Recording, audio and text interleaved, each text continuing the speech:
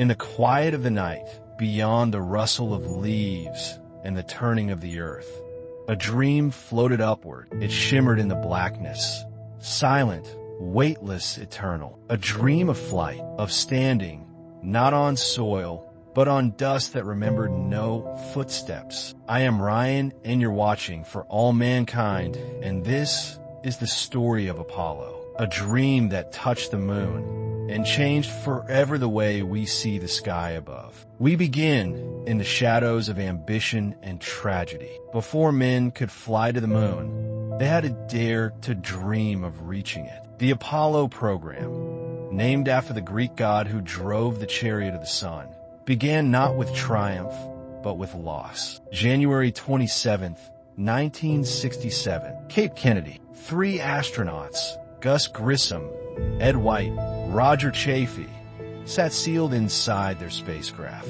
It was a test, a routine rehearsal. Until it wasn't. A fire broke out in the command module. Pure oxygen, no escape. In 17 seconds, the cabin was engulfed. All 3 men perished, but they were not lost in vain. Their sacrifice would ignite a fire in NASA's heart. Not one of destruction, but of resolve. Apollo would rise again. There was no Apollo 2 or 3. Those numbers were absorbed into redesigns. Safety became sacred. Uncrewed, a giant leaped from the pad. The first Saturn V rocket roared to life. A thunderstorm of flame and steel. It soared like a prophecy being fulfilled. Apollo 5 tested the lunar module, that strange insect-like craft that would one day float gently to the moon's surface. It had no crew, only purpose. Apollo 6, too, flew without humans. It shook, it faltered, but still it flew. These missions were silent preludes, instruments without melody. But soon, the music would begin.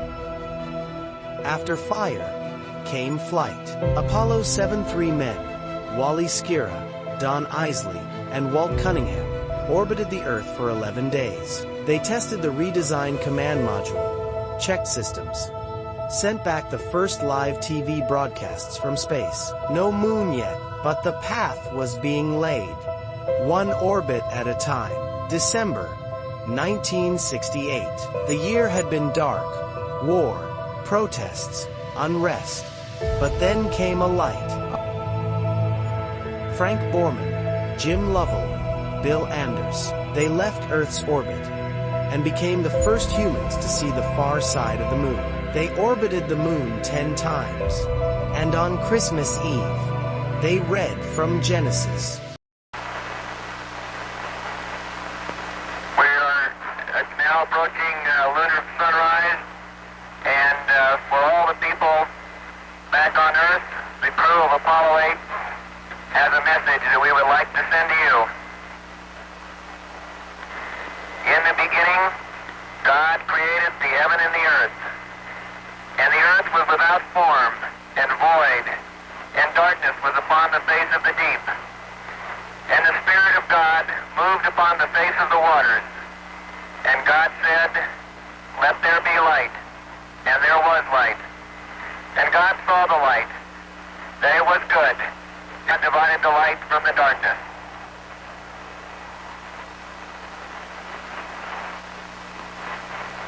And God called the light day, and the darkness he called night, and the evening and the morning were the first day. And God said, "Let there be a firmament in the midst of the waters, and let it divide the waters from the waters." And God made the firmament, and divided the waters which were under the firmament from the waters which were above the firmament. And it was so. And God called the firmament heaven, and the evening and the morning were the second day.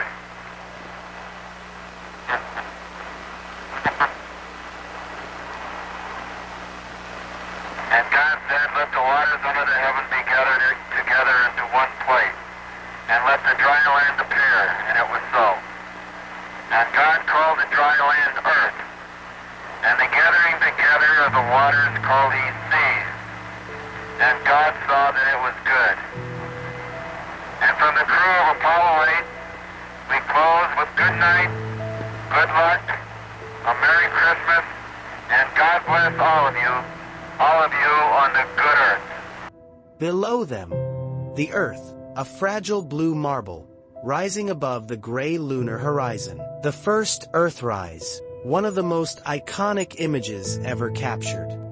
This time, with the lunar module, Apollo 9 was a ballet.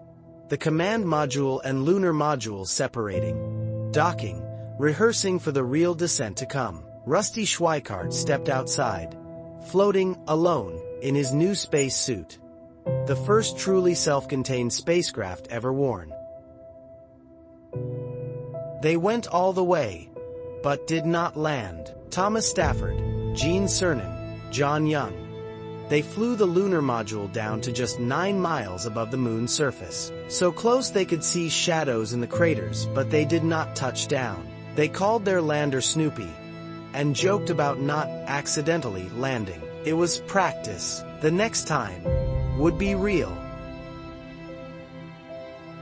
July 16, 1969, Cape Kennedy, a rocket taller than the Statue of Liberty, fuel shaking in its tanks, engines ready to awaken, and then fire. Neil Armstrong, Buzz Aldrin, Michael Collins, 3 men in a silver capsule, flying to the moon. July 20th, the lunar module separated. Armstrong and Aldrin descended in Eagle. Michael Collins stayed behind in Columbia, orbiting alone around the moon. 6 hours later, the hatch opened. Neil stepped down the ladder, and then a footprint. One small step on a world where no life had ever walked. For 2.5 hours, they walked the lunar surface, planted a flag, collected rocks older than Earth itself. Buzz jumped. Neil photographed him. The shadows were long, the silence endless, and then they came home, a blue splash in the Pacific. Newspapers screamed, "Man walks on moon." But the story was just beginning. Only 4 months after Apollo 11, another Saturn V rose from the pad. But as Apollo 12 climbed skyward, Lightning struck not once, but twice. For a brief moment, they lost power. A sudden silence on their instruments. Confusion filled the cabin. But a flight controller remembered a simple fix. Try SCE to AUX. It worked. Pete Conrad, Alan Bean, and Dick Gordon went on to the moon, landing in the ocean of storms. Pete stepped out and laughed. They danced across the regolith, visited the site of an old unmanned probe, Surveyor 3. They returned pieces of it, bringing back a machine they once sent alone. Apollo 13 was to be the third moon landing, but 260,000 miles from Earth, an oxygen tank exploded. Suddenly, the mission changed. No longer a moon landing. Now, it was a race for survival. 3 men in a crippled spacecraft, running low on power, and working. They used the lunar module as a lifeboat. They improvised, using duct tape, plastic bags, and hope. Engineers on the ground worked hour by hour, sleep-deprived, prayerful, relentless, and then Earth. A parachute opening like a flower in the sky. Apollo 13 had failed, but it was a triumph of human resilience. Alan Shepard, America's first man in space, now commander of Apollo 14, with Ed Mitchell and Stuart Roosa. They landed in the Fra Mauro Highlands, a place Apollo 13 never reached. They hiked, longer than any crew before them, hauling a heavy cart over ancient terrain. Then, a surprise. Alan Shepard produced a makeshift golf club, taped to a metal tool. He hit 2 balls. One vanished into the darkness. Miles and miles and miles, he joked. It was the human side of exploration, in the vacuum of the moon, a game. 3 more missions remained, each more ambitious, each pushing deeper into the lunar frontier. But time was running out. Apollo 15 marked a new era, not just landing, but exploring. David Scott, James Irwin, and Al Wardens brought something new to the moon. A car, a lunar roving vehicle. Foldable, lightweight, electric. The rover allowed them to travel miles across the surface, to visit craters untouched by time, to climb lunar slopes never seen up close. They collected over 170 pounds of rock, including one far older than Earth itself. They called it the Genesis Rock. Back in orbit, Al Wardens became the first human to perform a deep space EVA, floating alone, halfway between the moon and Earth. No one had ever been so far from another human being.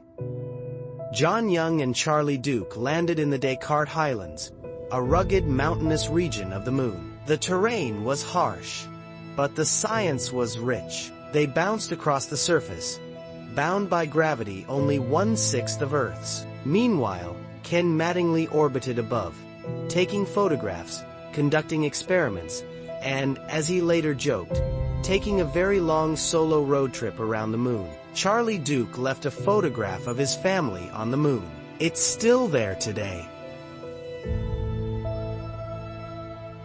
Apollo 17 was the final chapter. Harrison Schmitt, the first scientist astronaut to walk the moon. Ron Evans, alone in orbit. They explored the Taurus, Littrow Valley, an ancient place of volcanic flows and shattered history. Cernan's words, as he prepared to leave. Bob, this is Gene, and I'm on the surface. And as I take man's last step from the surface, back home for some time to come, but we believe not too long into the future, I'd like to just let what I believe history will record, that America's challenge of today has forged man's destiny of tomorrow. And as we leave the moon and Taurus Littrow, we leave as we came, and God willing, as we shall return, with peace and in hope for all mankind. Godspeed to crew of Apollo 17. With that, he stepped back into the lunar module. 12 men walked the moon, but none have returned since. Their footprints are still there, undisturbed in the dust, like echoes waiting for anyone to reply. After 1972, the rockets stopped flying. The moon remained untouched by human hands. The launch towers rusted, the engines were mothballed, the Saturn V retired. There were no parades for Apollo 18, just silence. But Apollo never truly ended. Its echoes still ripple through the stars. The science was monumental. Lunar rocks revealed secrets about Earth's formation. Seismometers placed on the moon listened for meteor strikes. Astronomers studied the Earth from afar. For the first time, we saw ourselves as a whole. But beyond the science, it's not just about leaving Earth, but seeing Earth. From the moon, the world is small, delicate, lonely. Every war, every love, every child and city and sunset, all visible in a single frame. The Earthrise photo wasn't just a picture, it was a mirror, and in it, we saw our shared humanity. For a brief moment, humans became a spacefaring species. Children looked up and believed they too could fly. Entire careers began in those years. Entire lives shaped by a dream that said, we can. And though it ended too soon, its spirit never faded. Now, new rockets rise. Artemis, Orion, private spacecraft, aimed at the moon, at Mars, at forever. The generation that once watched black and white TV as Armstrong stepped onto the moon, now watches in color, waiting for the next step. So now, as you lie in stillness, think of them, 12 pairs of boots, far away, pressing into ancient lunar dust. Their voices are distant now, but their journey is eternal. The moon still waits, silent, cold, watching over us. As we drift through space, wrapped in dreams. You are made of the same atoms that sailed to the moon, the same curiosity, the same quiet longing to reach beyond the stars. Close your eyes, breathe slow, and float with them across the darkness, beyond the noise, into the infinite. Thanks again for watching for all mankind. Stay curious,